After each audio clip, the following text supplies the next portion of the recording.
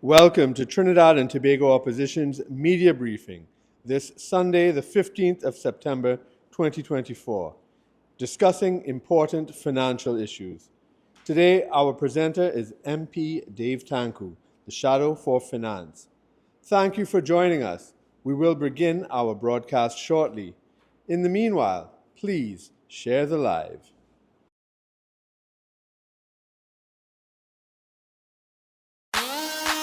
Everybody now, let's go. Come on, come on. Hey. Whoa, oh, whoa, oh, yeah, yeah, yeah. Whoa, oh, yeah, yeah. It's time to make a difference. It's time to turn that page. We got to do the right things if we want brighter days. Cause things ain't getting easy and the road ahead is tough.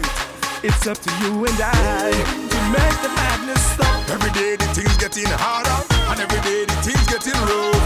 And every day they hike the food prices and they implementing more tax. For the sake of our twin nation and the youth of the next generation, let's stand united, show we're not divided. Let's show them now and send them a message now. Show them that we're the voice of hope. Send them a message now. Show them that our country ain't no joke. Send them a message now. Show them that we're the ones who care. Send them a message now. Oh, oh, oh, yeah, yeah.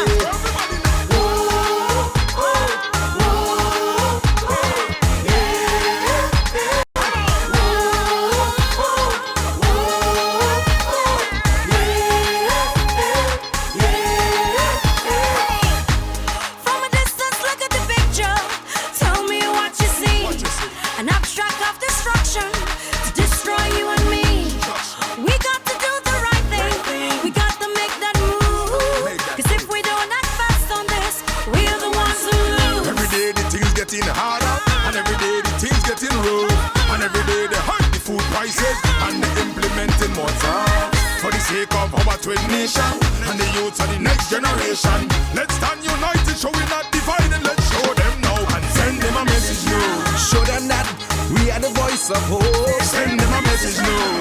Show them that our country ain't no joke. Send them a message now. Show them that we are the ones who care. Send them a message now. Oh, oh, oh, yeah, yeah.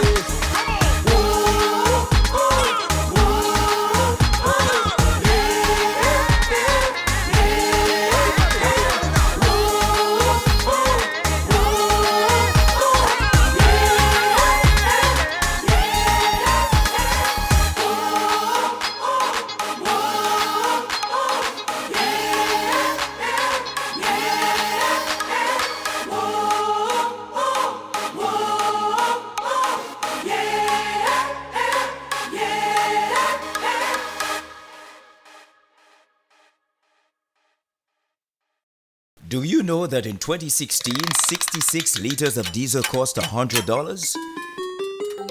Today, under the P&M, you get 20 liters of diesel for $100.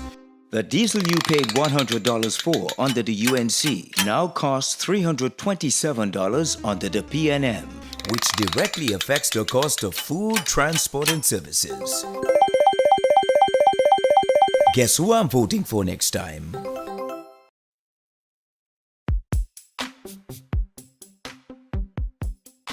We stand united in the belief that if you empower a community, the community empowers the country. We are the party that gave every child a secondary school education since 2001. By building more schools in 11 years than others did in 40. We believe that no child, Rich or poor, should be left behind. which is why we give every Form 1 student a laptop to expand their minds and their dreams. We are the party that put police cars back on the streets. And gave the police a $1,000 bonus because we believe that we should support the persons who are protecting you. We are the party that reduced the murder rate to its lowest in 14 years. We expanded GATE, stopped the property tax, and increased maternity leave. We are the party that invested in you and in your community by investing in schools, community centers, lighted parks, 24-hour health centers, and the most extensive road repair program in decades. We believe that education is always a solution and that no one should have to pick between sending their child to school or buying food. We are the party that works for you. We are the first responders in every situation, working to deliver a better standard of living for you and your family. And most importantly, we have confidence in you, the people of Trinidad and Tobago. This is not a campaign, it's a movement based on building communities and strengthening families. Come out and join us, and together we will get the nation working and moving again.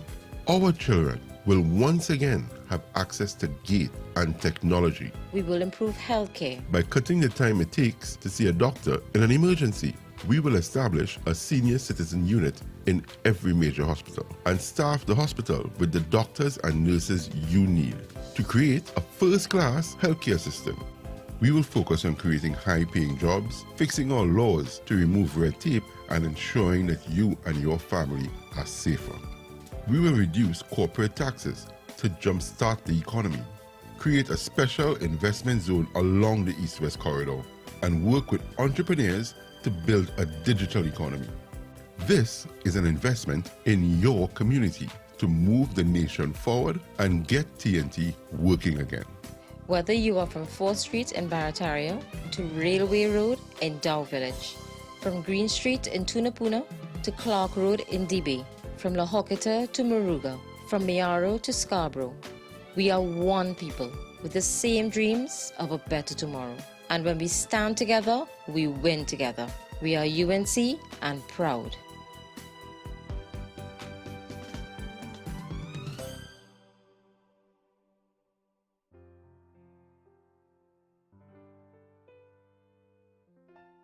Do you know that in 2016, 66 liters of diesel cost $100? Today, under the P&M, you get 20 liters of diesel for $100. The diesel you paid $100 for under the UNC now costs $327 under the P&M, which directly affects the cost of food, transport, and services. Guess who I'm voting for next time?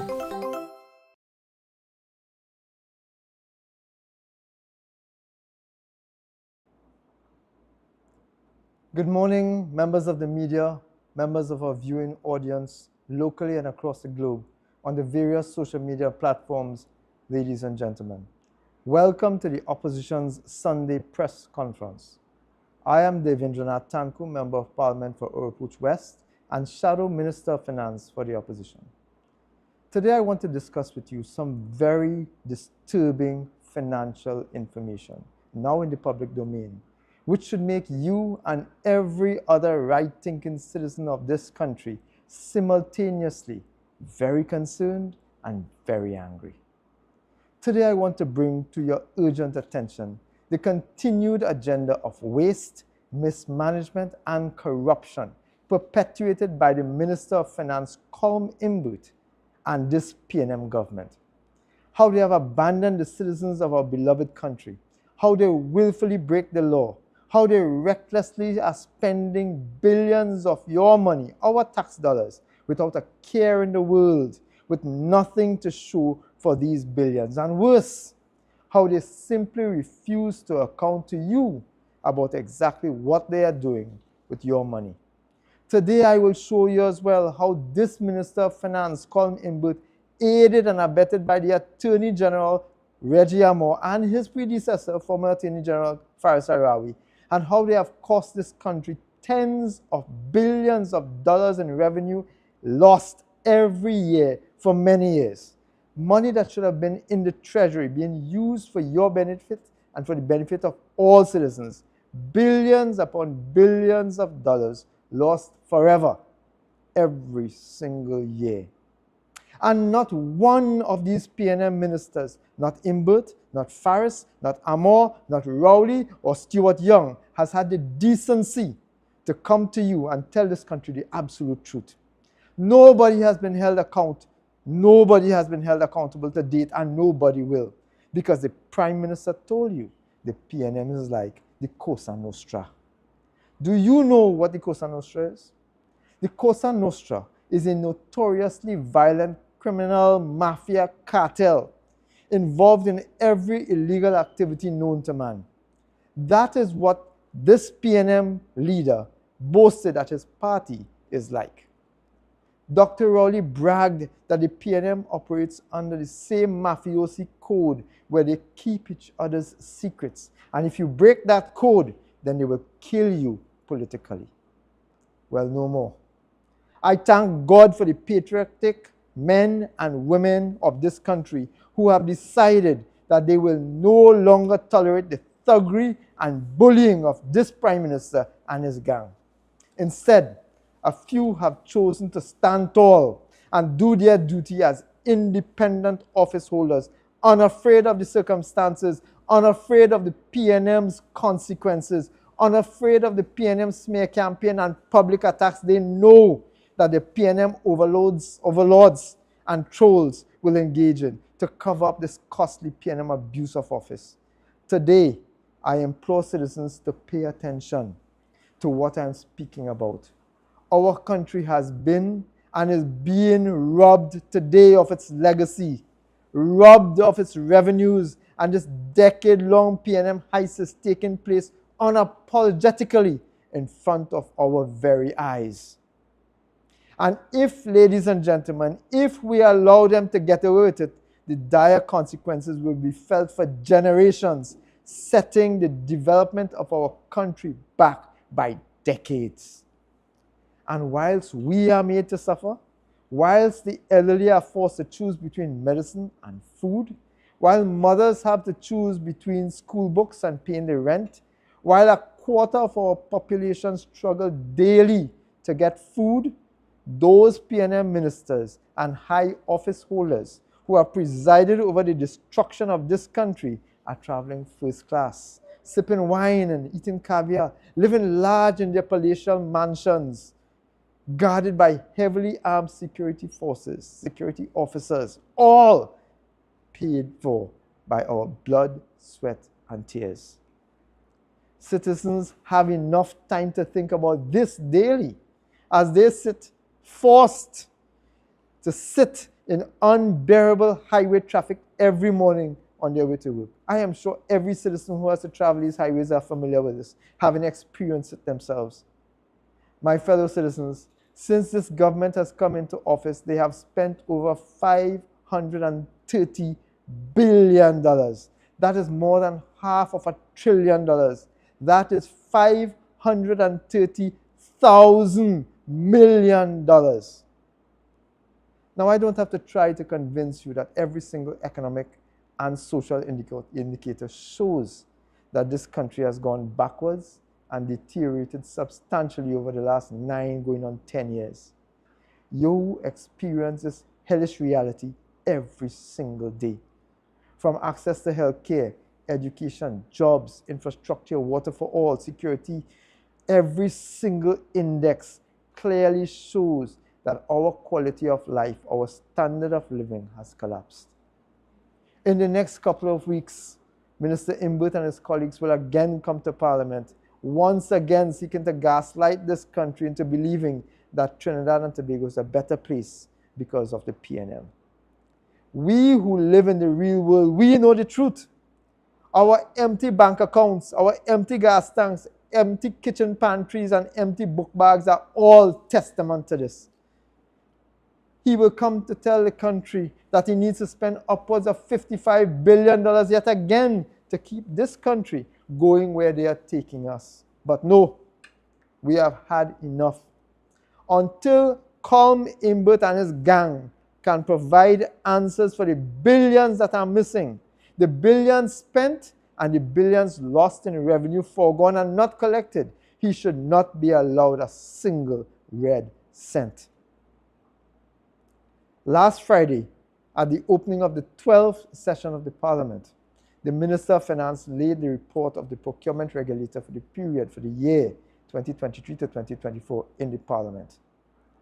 And what this 472-page document reveals is a damning indication, a damning tale of exactly how this PNM government openly flaunted the very laws that they passed, openly breaking the laws in the award of contracts, and are throwing away billions of taxpayers' money and refusing to account for it. According to the procurement regulator, Beverly Kahn, she says, and I quote, "Despite the requirement of open contract reporting by public bodies in furtherance of the objectives of transparency and accountability, public bodies, that is, government agencies, recorded a mediocre response rate during the period." Take note, citizens. What this means is that despite the existence of the procurement law, despite the requests of the Office of the Procurement Regulator, government agencies, ministries included, were not providing, had been refusing to provide information about contracts being awarded by them. In fact, despite the requirement of Section 37 of the Procurement Act for every government body to list all contracts awarded to the OPR for procurement, despite that requirement, less than half of those contracts awarded by state agencies were actually reported to the OPR. In other words, ladies and gentlemen, more than half of the contracts awarded in this 1 year by the PNM government through state boards and statutory bodies and ministries were in violent violation of the Procurement Act. Citizens, I ask you to take note. Why is it that government bodies, presided over by government ministers and government-appointed boards of directors, why is it that they are refusing to provide information about contracts awarded to them, by them, and for them? Why is it that they are refusing to provide information about contracts for which taxpayers must pay? This is a clear violation of the law, and somebody must be held accountable. Why are PNM ministers silent? Why are board chairmen appointed by the PNM, appointed by the cabinet, led by Keith Christopher Rowley, why are they silent when this abuse is taking place? Why are they complicit in this illegal activity? But there is more. On page 47 of the document, Procurement Regulator Beverly Kahn told this country that in just 1 year, contracts valued at just about $5 billion. Hear me out, ladies and gentlemen. $5 billion. Contracts valued at just about $5 billion were awarded by government agencies, government bodies, through the excessive use of limited and non-competitive procurement methods. What does that mean, ladies and gentlemen? It means that in 1 year, $5 billion in contracts were awarded, and that accounts for only those that have been reported. That doesn't include the other contracts. $5 billion in contracts were awarded without lawful tendering, without legitimate evaluations, without transparent assessments, and in open violation of the procurement law. Citizens, you will recall that this procurement legislation was passed by the Kamla Prasad-Bissessar administration. It was specifically designed to prevent corruption in the award and management of state contracts. Specifically designed to prevent corruption in government's award of contracts, in government's management of contracts. Citizens would remember too that the opposition UNC had to persecute and prosecute the PNM for 8 years before the 2015 law was actually implemented in 2023. Don't you find that strange, ladies and gentlemen? Why would the PNM, why would any government be against implementing a law designed to prevent corruption?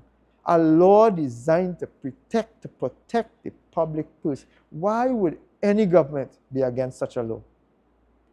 Well, as we see today, This is exactly why the PNM gutted the legislation.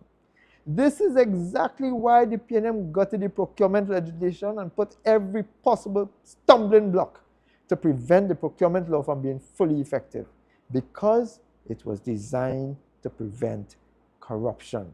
Something that the PNM knows best about, ladies and gentlemen, corruption. Significant in these amendments and the gutting of the procurement legislation was the removal of contracts for legal services.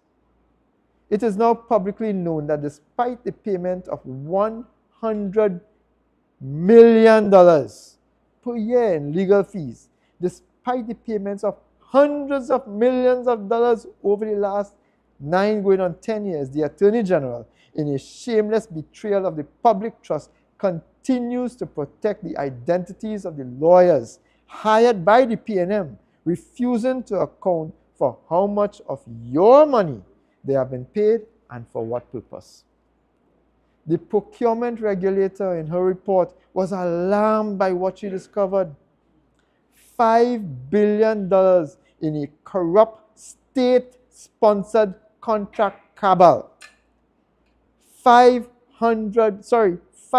billion awarded in a corrupt state-sponsored contract cabal is not small change.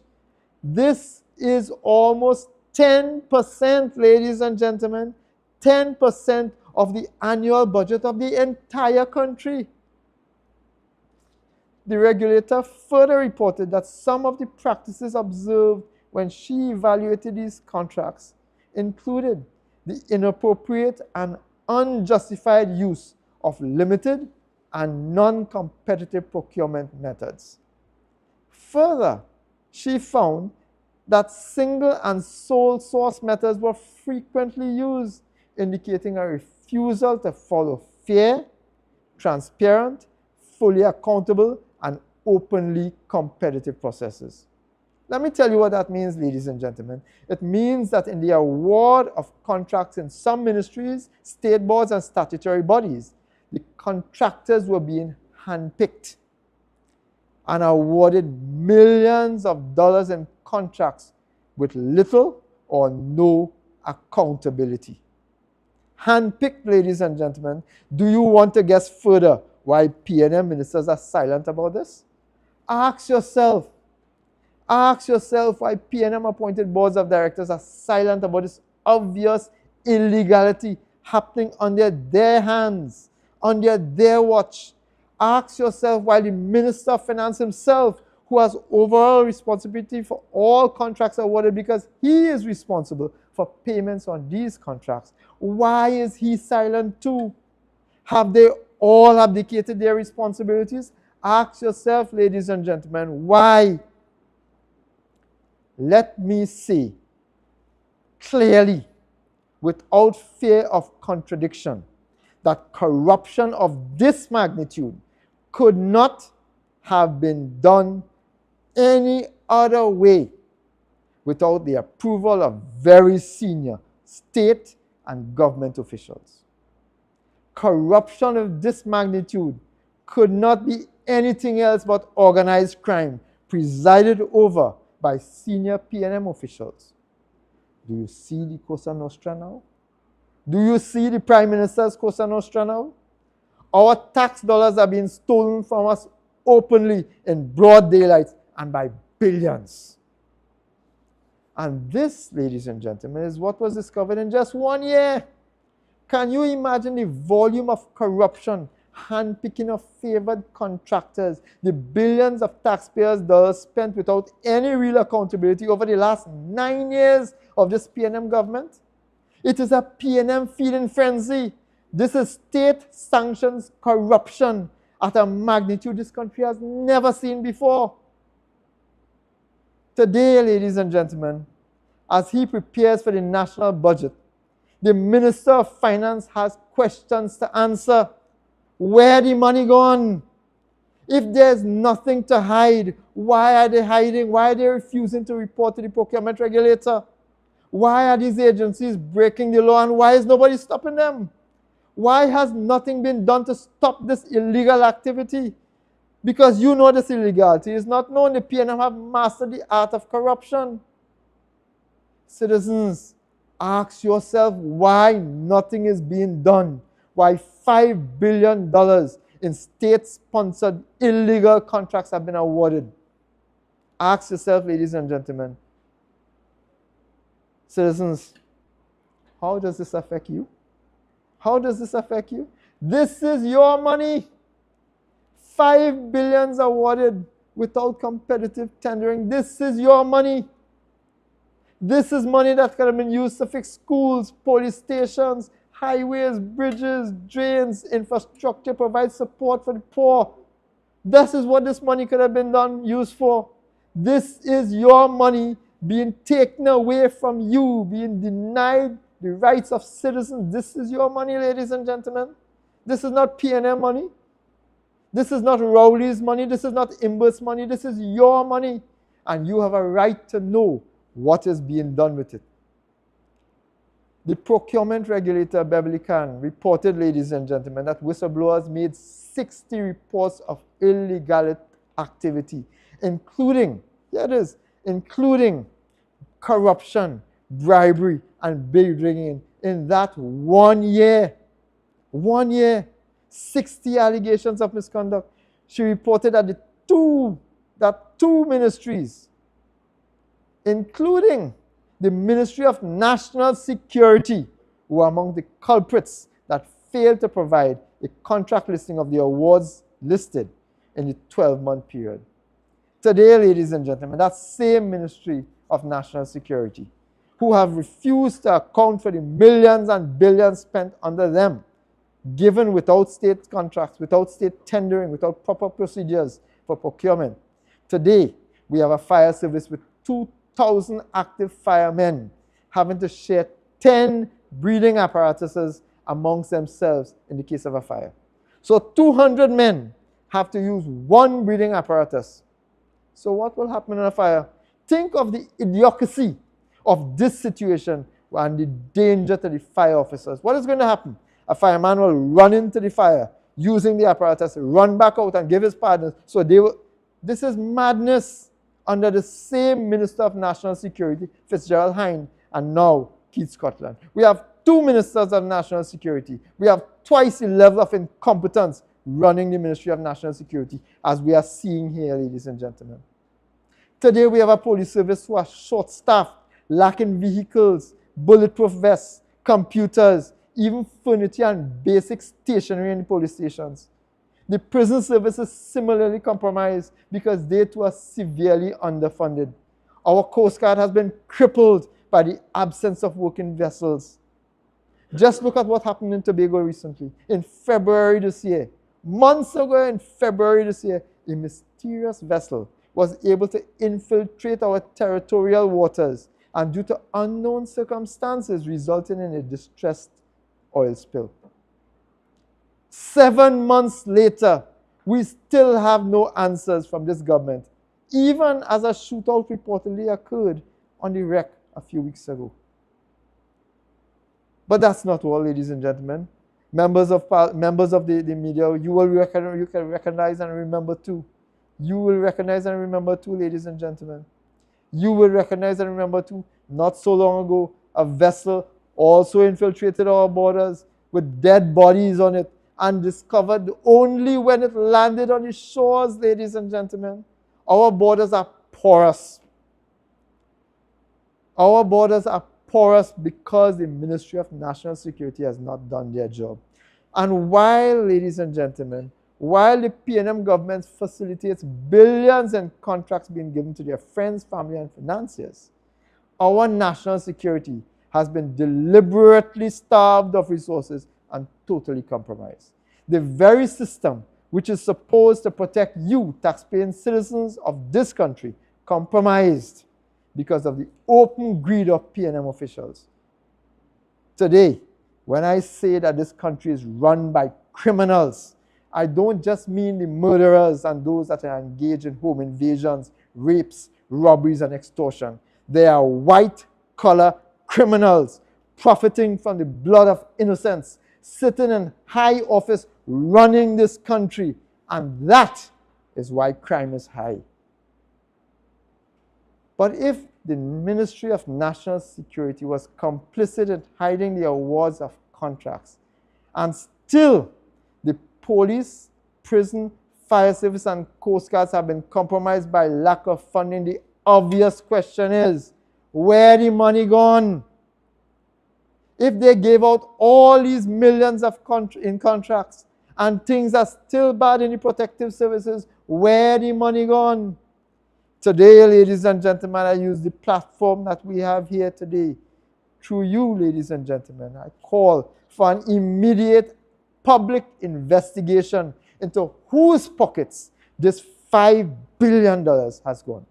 I call on the procurement regulator today to go one step further than she has already gone and provide a full list of the companies or individuals who received these contracts. Tell us, ladies and gentlemen, tell us what the contracts were for, who received them, whether the work was done. Tell us who authorized the tender, who compromised the evaluation, the evaluation committees were compromised. Tell us who comprised the evaluation committee, who signed off on the process, who authorized the payment of these $5 billion. Tell us which state agency was involved. Was this money used to give contracts to gangs, ladies and gentlemen? These are questions we need to ask. These are answers we need to get. Was this used to buy muscle for general elections? Who got this $5 billion in contracts and why? I challenge the Prime Minister and the Minister of Finance to provide the country with the truth on this matter.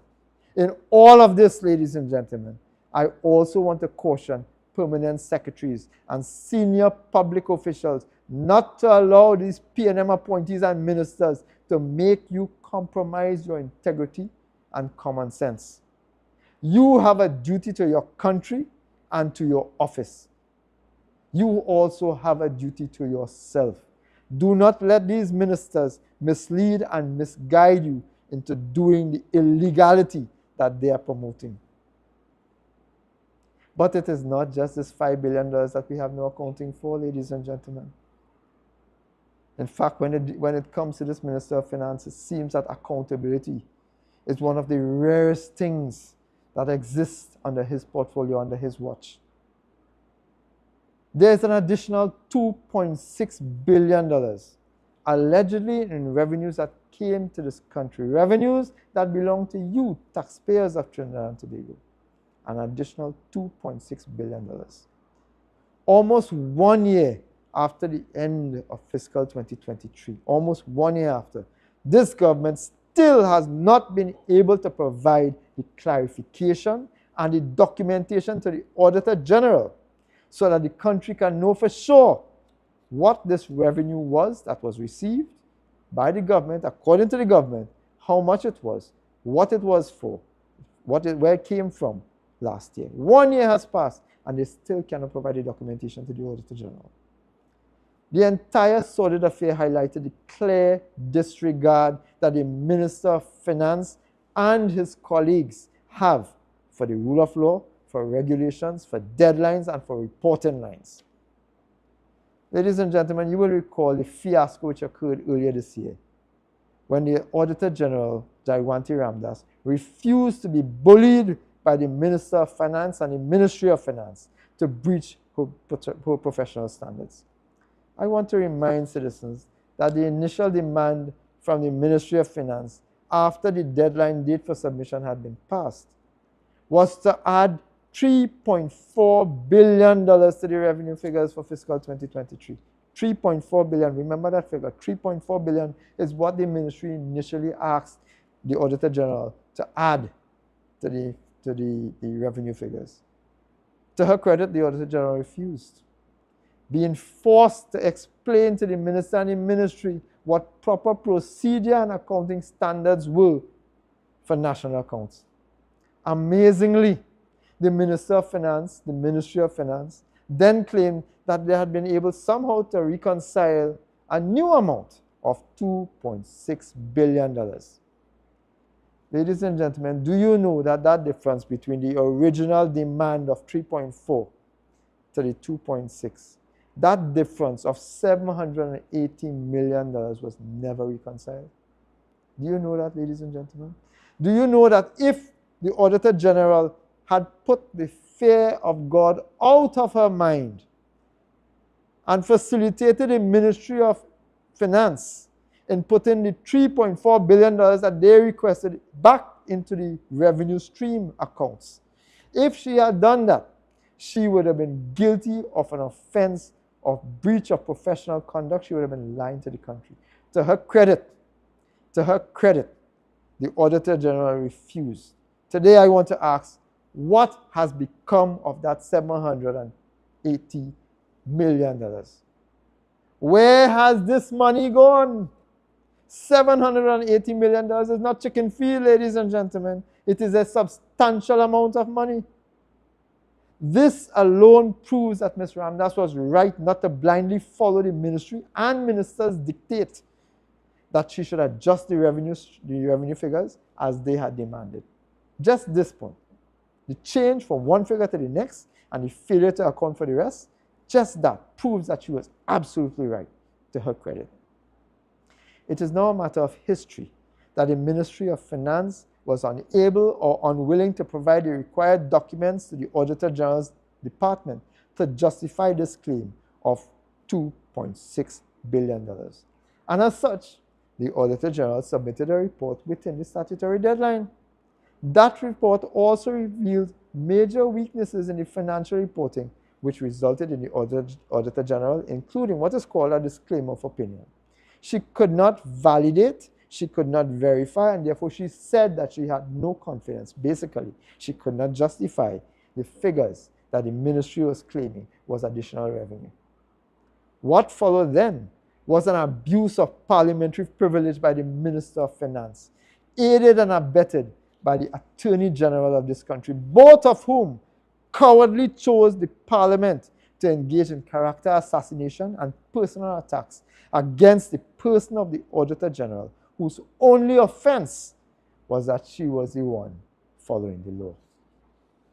Eventually, Imbut was forced to concede that Ms. Ramdas was standing on solid ground.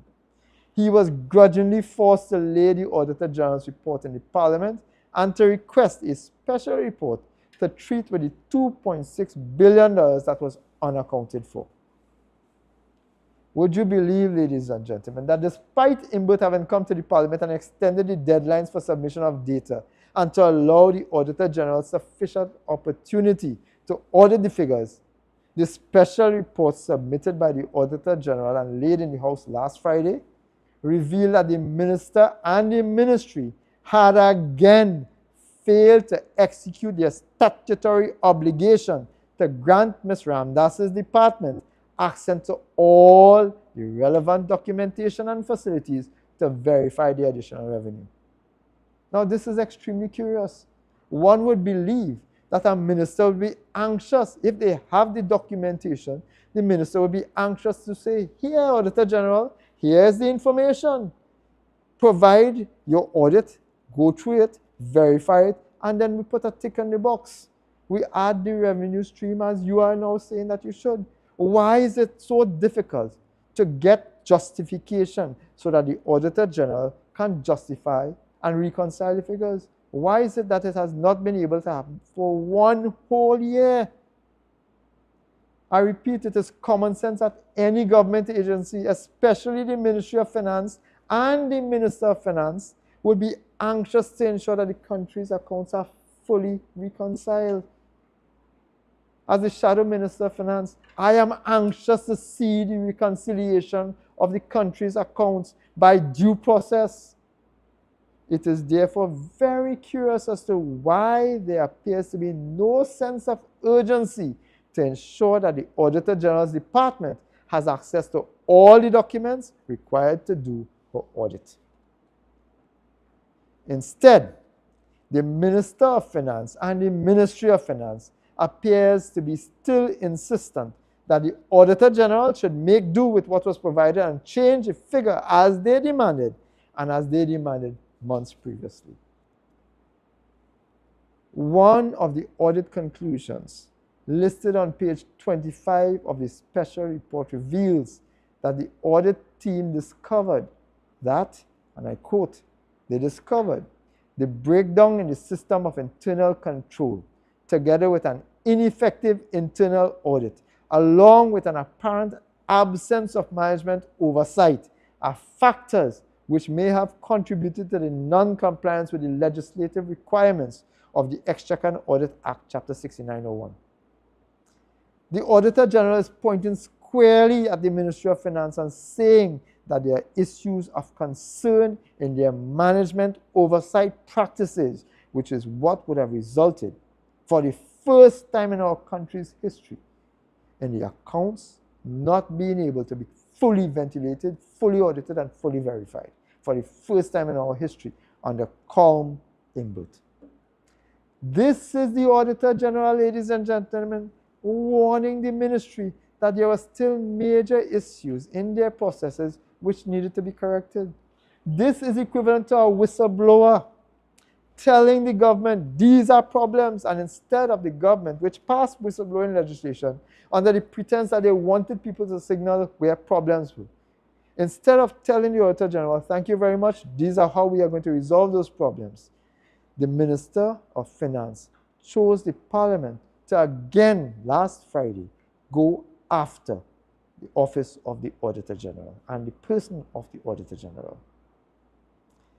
The special report also revealed that the Ministry of Finance had advised the Auditor General that the source of the discrepancy of the additional $2.6 billion in revenue originated in the electronic check clearance system and the Go Anywhere platforms of the central bank. So the audit told them, ladies and gentlemen, where the missing money was supposed to have come, what the problem was. Obviously then, the Auditor General proceeded to write to the central bank for an urgent meeting with the governor to conduct what is called a walkthrough of the platforms to provide the auditors with an understanding of the entity's internal controls, their systems, and specifically application controls responsible for assuring data confidentiality, integrity, and availability.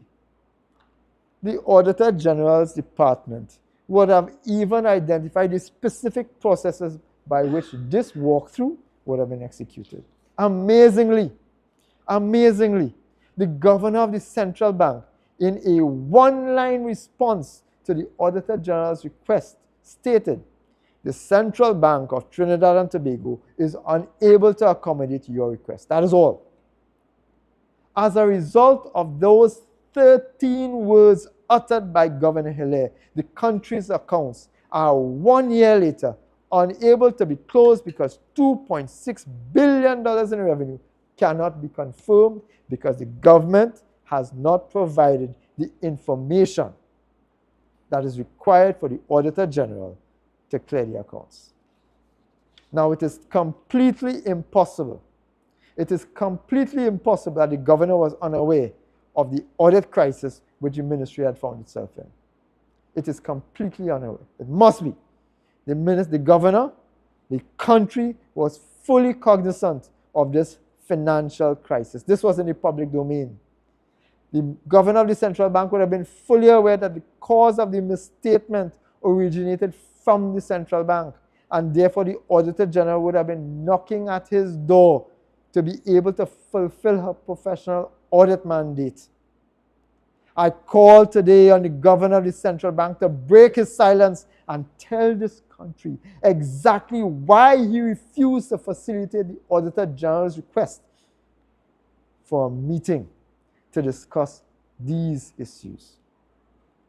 To compound this comedy of errors, ladies and gentlemen, by the government, the Minister of Finance on Friday in the House of Representatives, while chastising the Auditor General as being responsible for this significant fiscal and audit crisis, then tells the country that Friday, having refused to meet with the Auditor General on her request months before, but by Friday, the governor of the central bank was now willing to meet with the Auditor General.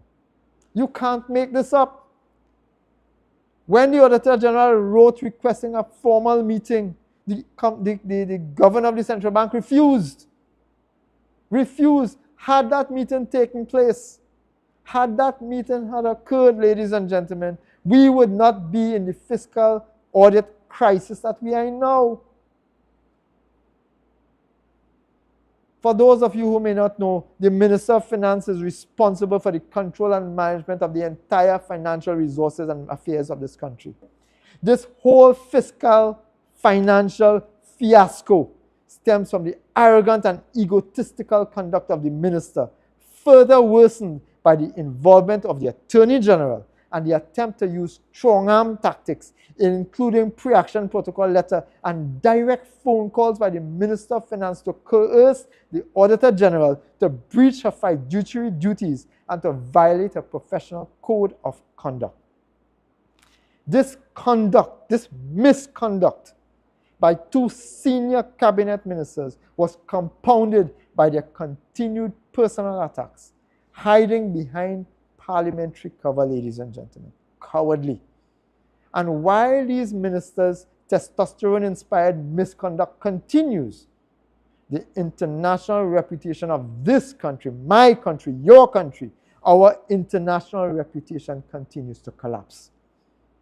It is important to note, too, ladies and gentlemen, that two major institutions, ironically headed by strong professional women, two major institutions dealing with the accountability, transparency, and integrity I want to repeat that for emphasis. It is important to know that two major financial institutions dealing with the accountability, transparency, and integrity of the financial system of Trinidad and Tobago are highlighting substantial shortcomings within the Ministry of Finance and in the receipt and use of taxpayers' dollars. And still, the Minister of Finance has not acted. Still, he continues to blame everybody else except that one person who is directly responsible, Colm Imbert, the Minister of Finance. I also told you earlier in my introduction that I would show you how dereliction of duty by the Minister of Finance and his colleagues has cost this country billions per year. Well, let me share these facts with you. On Friday, the Minister of Finance piloted the Global Forum Bill, an omnibus piece of legislation comprising 199 odd pages. It has taken this government almost 10 years to bring this law. A law designed to put in place measures to prevent tax evasion by international entities. This is a laudable objective in itself. When a company engages in tax evasion, it robs the country of revenue that is desperately needed at this time. I have no idea of how much money we lost as a result of not having put these measures in place to prevent tax evasion, but I'm certain that the figure is astronomical, in the millions and possibly and most likely in the billions of dollars over the last decade. In any case, any additional revenue is welcome, especially given this government's failure to create an enabling environment for investment and to stimulate new industries and revenue streams. But it's not just this piece of legislation. Earlier this year, the base erosion and profit sharing legislation was finally brought to the Parliament and passed after almost a decade of being pursued by every other country seeking to prevent revenue loss. That law, the BEPS law, deals with transfer pricing and basically is designed to prevent transnational businesses like global corporations, including energy companies, from diverting profits from high tax areas to low tax areas. That's what the law prevents them from doing, from moving their profits, from claiming their profits from where it is high tax value to where it is low tax value. In this case, however, in this particular case, we are able to quantify how much this failure of the government and the minister and the Attorney General and the former Attorney General, we are able to quantify how much money it has cost you, taxpayers, and this country. There was a study which provided a firm, fixed estimate of how much money was lost by Trinidad and Tobago in the natural gas sector alone in 1 year. This study, ladies and gentlemen, entitled Navigating Transfer Price Risks in the Oil and Gas Sector, Essential Elements of a Policy Framework for Trinidad and Tobago and Guyana. This study was published in 2021. This is what it says, this is what this study says on pages 42 to 43, and I want to quote. In 2018, while prices were low, this is natural gas prices, the government would have received or could have received revenue that approximately was 6 times higher than actual receipts, amounted to an estimated US $2.6 billion in revenue loss from the natural gas sector alone. Let me translate that for you, ladies and gentlemen. What that means is that if this BEPS legislation had been put in place, the government would have been able to get 6 times more than it was actually receiving from companies that were engaging in transfer pricing. An estimated $2.6 billion in revenue loss, US hard currency, US currency, which we also need in this country. An estimated $2.6 billion in revenue loss from the natural gas sector alone. And we have countless other sectors which are also, in which international companies, multinationals are also present. That is more than $17 billion in TT currency in 1 year.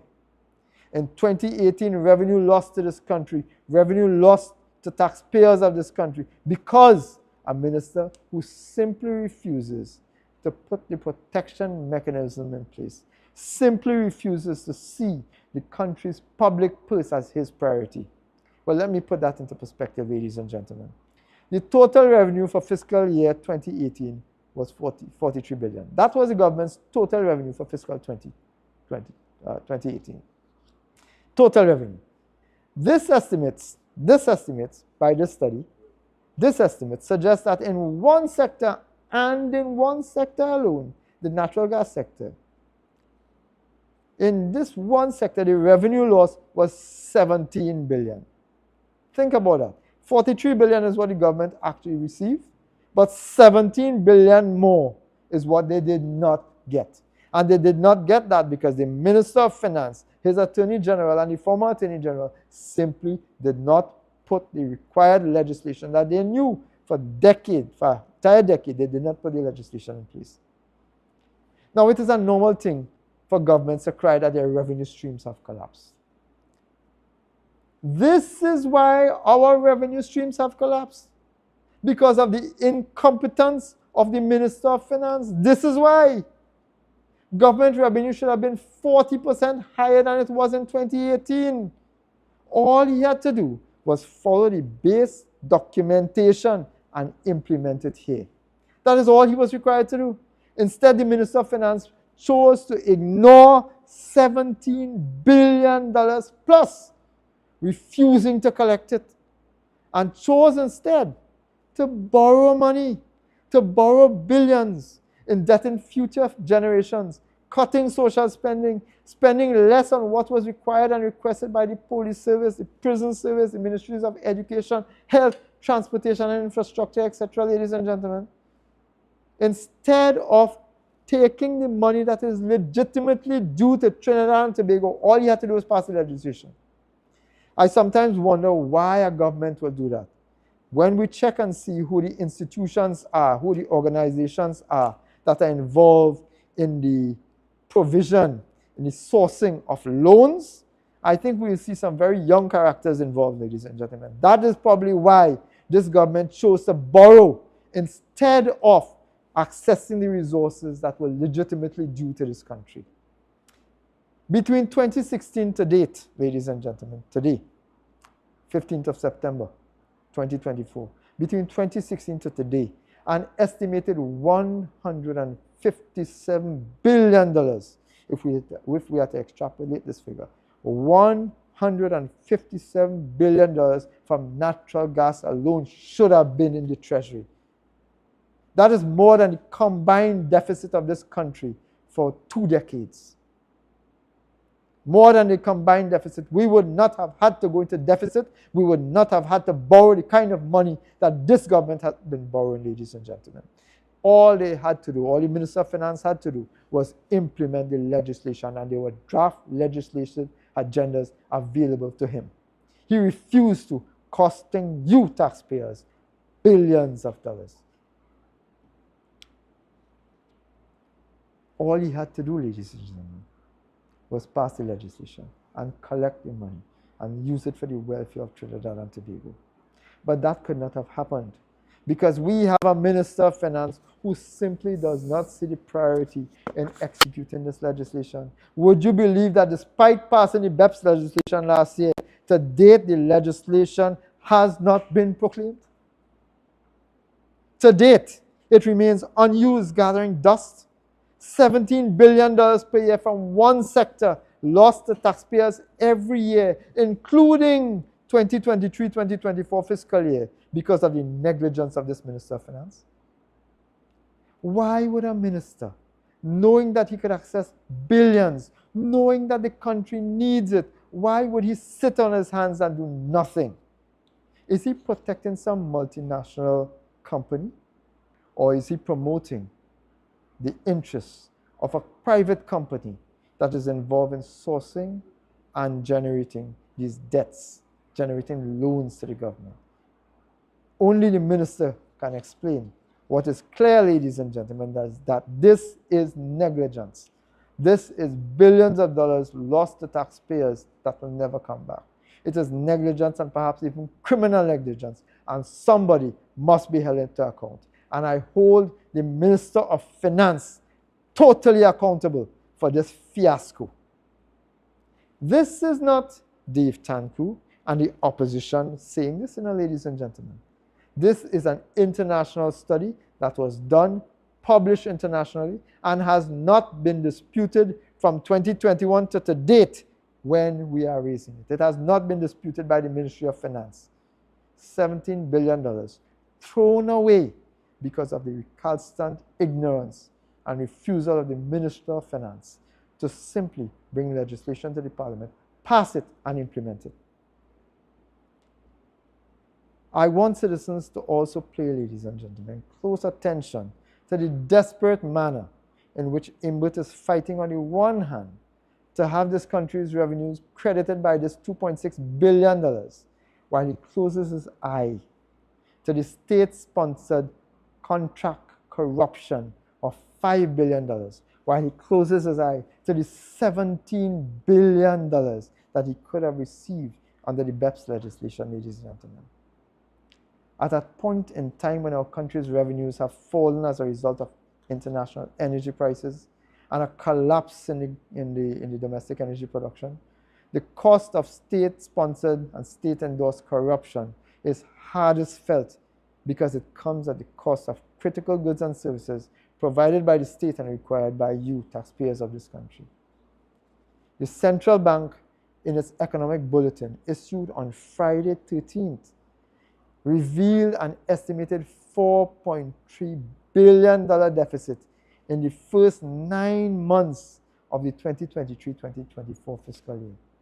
A $4.3 billion deficit. In other words, this country's accounts have been put into deficit to fund the corrupt cartel being operated by the government. We are now in deficit $4.3 billion. And the illegal contracts, $5 billion.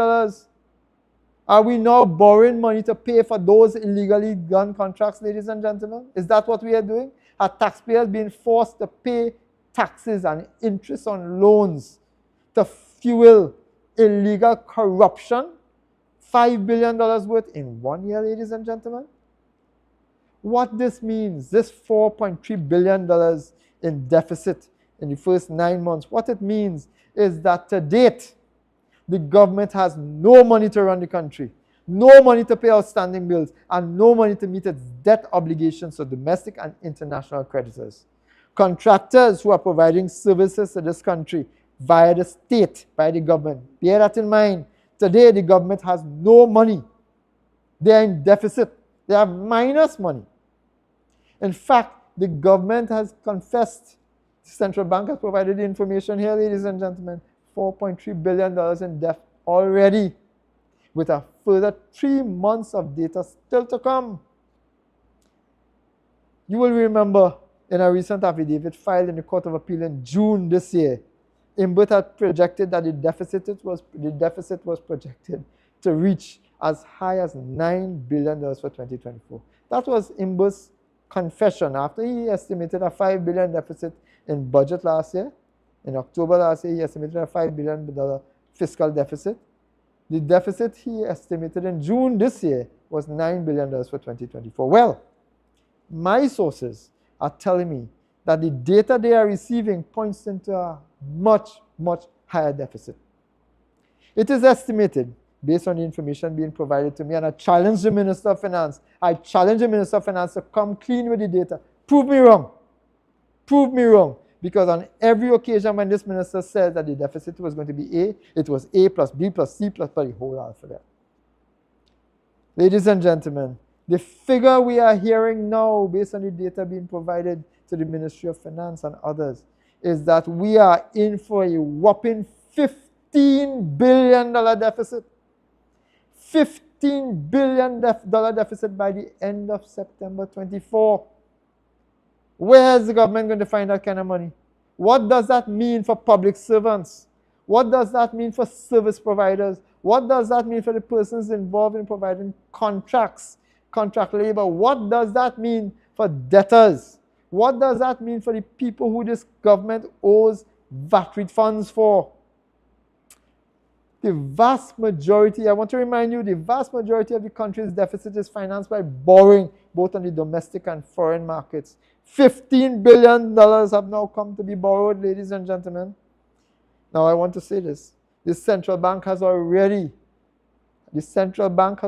confirmed and cautioned this government in a sustainability report, also issued on Friday, that one of the major economic stability risks facing this country, one of the major domestic financial stability risks facing this country, ladies and gentlemen, is the sovereign debt concentration in the banking and insurance sector.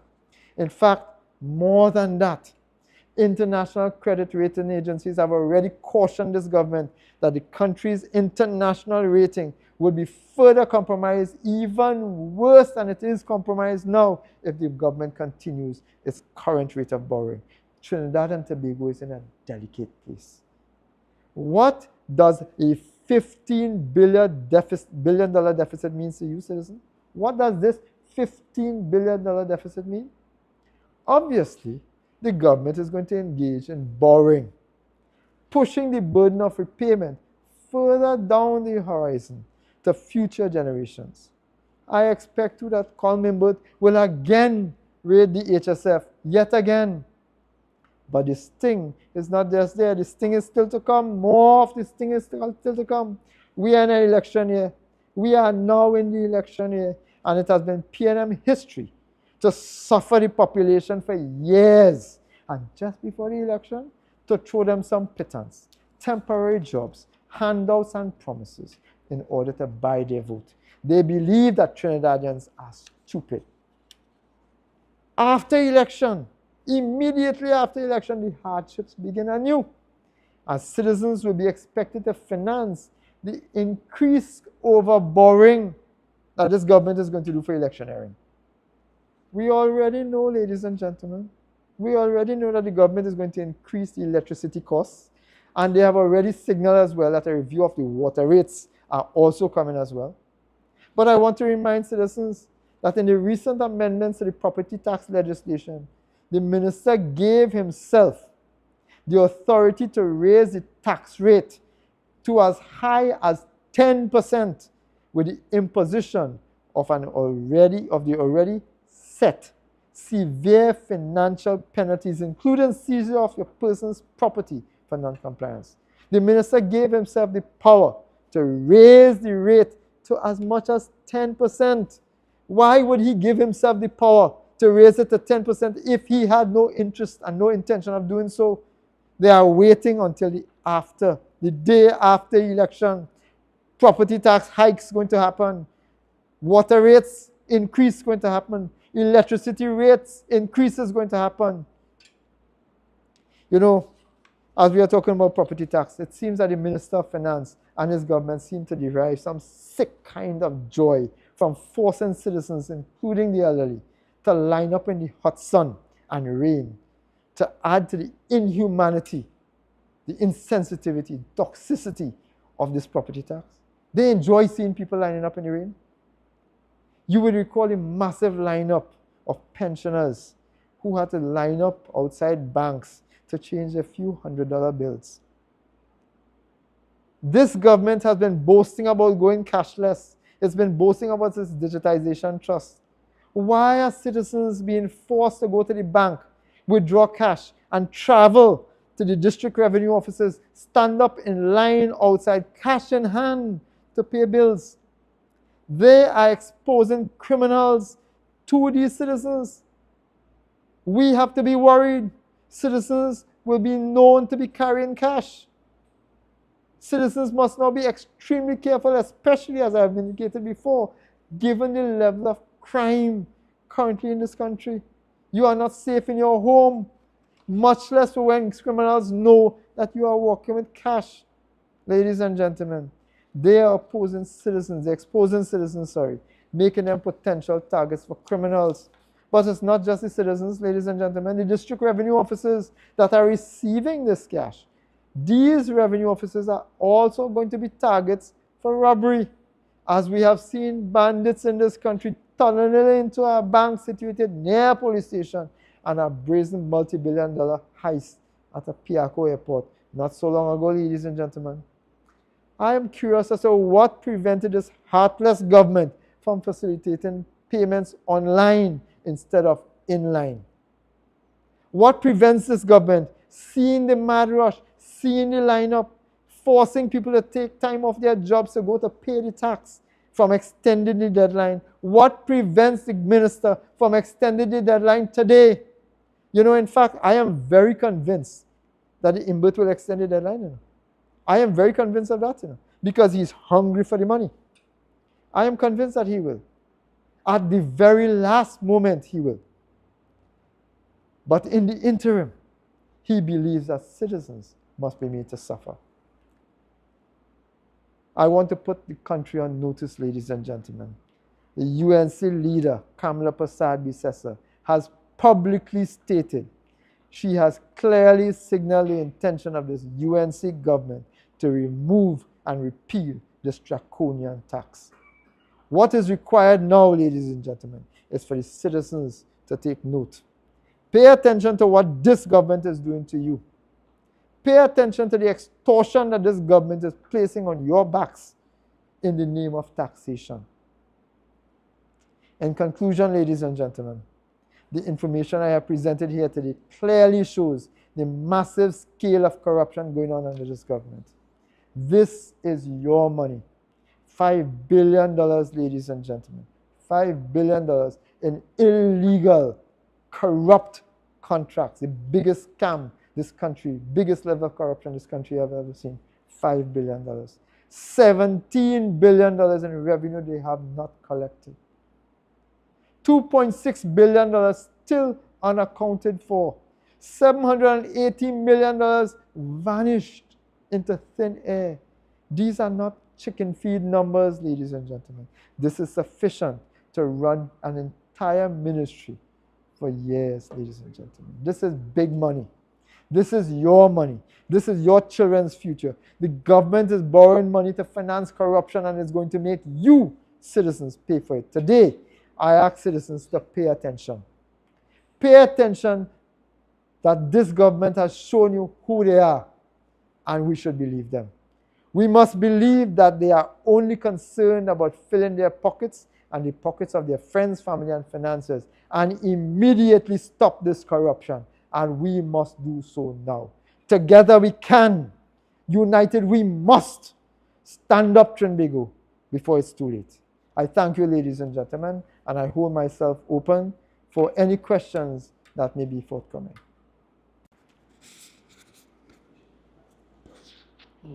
Thank you, MP Tancoo. I have a couple of questions here. One is that you've outlined some serious issues there in your presentation. What can be done by citizens, the judiciary, or the opposition to rectify this? Is this a matter that can be dealt with by constitution reform? And does the UNC have a position on strengthening government accountability via the Constitution?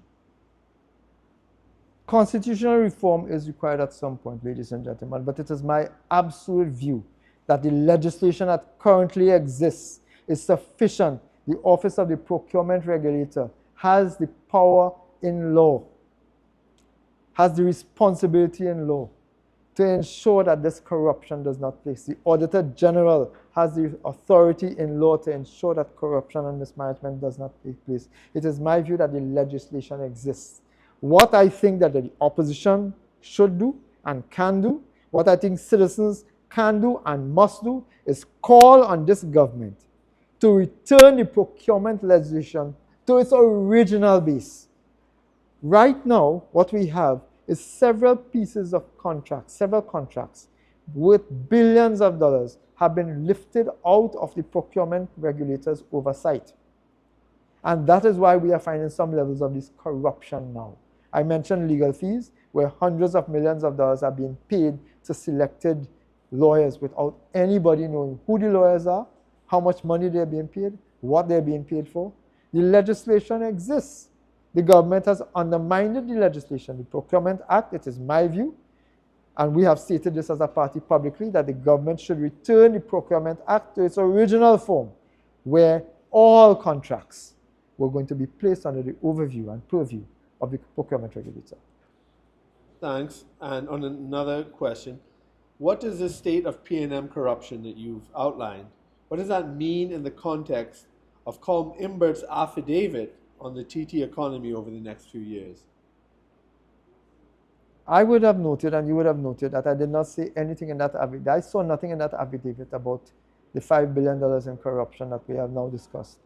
I think the Minister of Finance, in his affidavit, shied away from explaining what the true state of our economy is.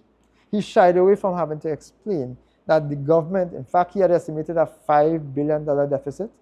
Compare that to the $5 billion in illegal contracts that he was getting. He was going to borrow money, $5 billion worth of money, to fund these illegal contracts. You think the minister doesn't know what he's doing? The minister knows exactly what he's doing. I challenge the minister. I challenge the Office of the Procurement Regulator to provide the evidence, to provide the information.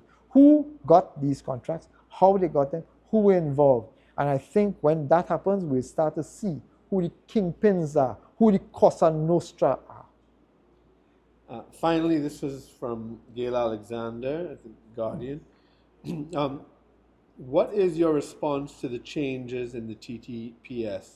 What's your analysis of the changes? Is it a quick fix, throwing the TTPS under the bus?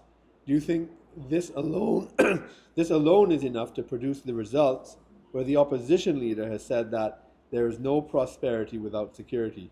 And can you detail the type of crime these officers have to deal with, and if this alone, or government's political assistance, is needed if the TTPS can't do it alone? I think the Shadow Minister of National Security has already commented on this. The opposition is of the view that Trinidad and Tobago, and I think all Trinidadians are of the similar view, that Trinidad and Tobago is facing the worst crime situation we ever have faced. And therefore, we are willing to support initiatives of any side, of any kind, that will treat with crime frontally. We are hoping that these new appointments will make a dent in crime, will be able to allow the police service to take full control of the criminal misconduct that is going on here, ladies and gentlemen. However, in my presentation today, I reminded the country that the Minister of Finance was underfunding the Trinidad and Tobago Police Service. He was underfunding the Coast Guard. He was underfunding the protective services, the Coast Guard, the prison services, etc., the fire service as well. What is required is not just promotion.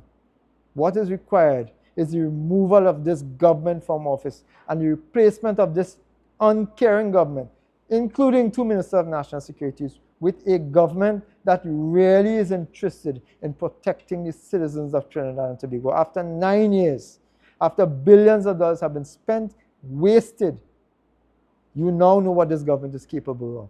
After 9 years, they could not put a dent in crime. Do you really think that they will now? Do you really think that this dent in crime happened incidentally? You will recall that I also mentioned that the Ministry of National Security was one of the offenders who issued contracts illegally without proper tendering procedures in clear violation of the Procurement Act. If the Ministry of National Security, headed by the Ministers of National Security, is complicit in illegal activity, where are we going?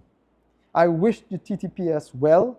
I hope that they are able to make some dent in crime. Our citizens are praying that somehow some miracle takes place. Ladies and gentlemen, soon you will have the opportunity to make that miracle happen when you use this finger and vote out the PNM in the next general election. I thank you.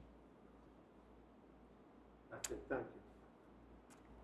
As I close as chairman of the United National Congress, I want to remind citizens that the UNC will be having its next Monday night meeting on Monday at the headquarters of the United National Congress, where we will be again dealing with matters of national importance and urgency, including the provision of some manifesto highlights that will show this country that the Honorable Kamala Prasad-Bisesa and the team that she leads have a vision and a plan for improving the lives and livelihoods of citizens of this country. I look forward to hearing you all and seeing you all. Tune in on our Facebook platforms, etc. Thank you all very much, ladies and gentlemen. As I close again, I want to extend Ganesh Utsav greetings to the Hindu community who are celebrating Ganesh Utsav during this very sacred period. May God continue to bless us. May the Almighty Lord Ganesh remove all obstacles. God bless. Go home safely. Protect your families, ladies and gentlemen, and pay attention to what this government is doing. Thank you. Do you know that in 2016, 66 liters of diesel cost $100? Today, under the PNM, you get 20 liters of diesel for $100.